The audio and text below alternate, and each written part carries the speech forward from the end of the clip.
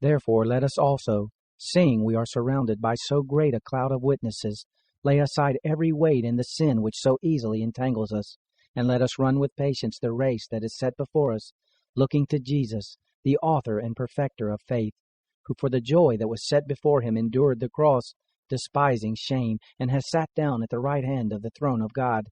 For consider him who has endured such contradiction of sinners against himself, that you don't grow weary fainting in your souls. You have not yet resisted to blood, striving against sin, and you have forgotten the exhortation which reasons with you as with sons. My son, don't take lightly the chastening of the Lord, nor faint when you are reproved by him. For whom the Lord loves he chastens, and scourges every son whom he receives. It is for discipline that you endure. God deals with you as with sons. For what son is there whom his father doesn't discipline? For if you are without discipline, whereof all have been made partakers, then you are illegitimate and not sons.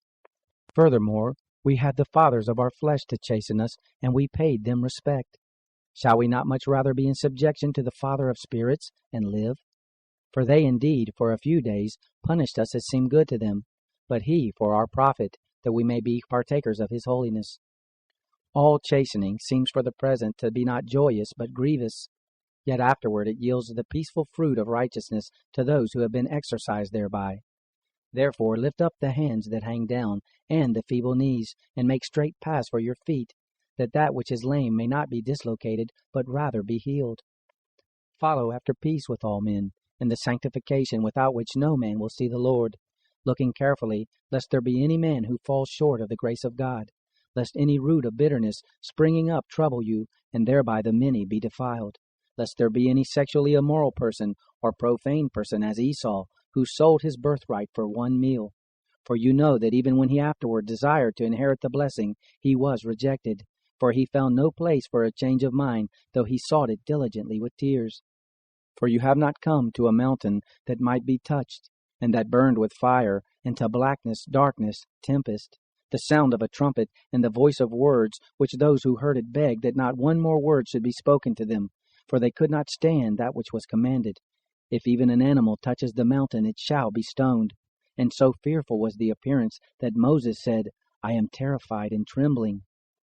But you have come to Mount Zion, and to the city of the living God, the heavenly Jerusalem, and to a numerable host of angels, to the general assembly and the assembly of the firstborn who are enrolled in heaven, to God the judge of all, to the spirits of just men made perfect, to Jesus, the mediator of a new covenant, and to the blood of sprinkling that speaks better than that of Abel.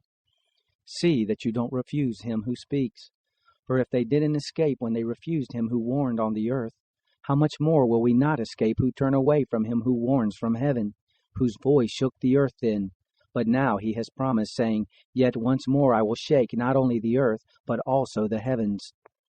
This phrase, yet once more, signifies the removing of those things that are shaken, as of things that have been made, that those things which are not shaken may remain. Therefore, receiving a kingdom that can't be shaken, let us have grace, by which we may offer service well-pleasing to God, with reverence and awe. For our God is a consuming fire.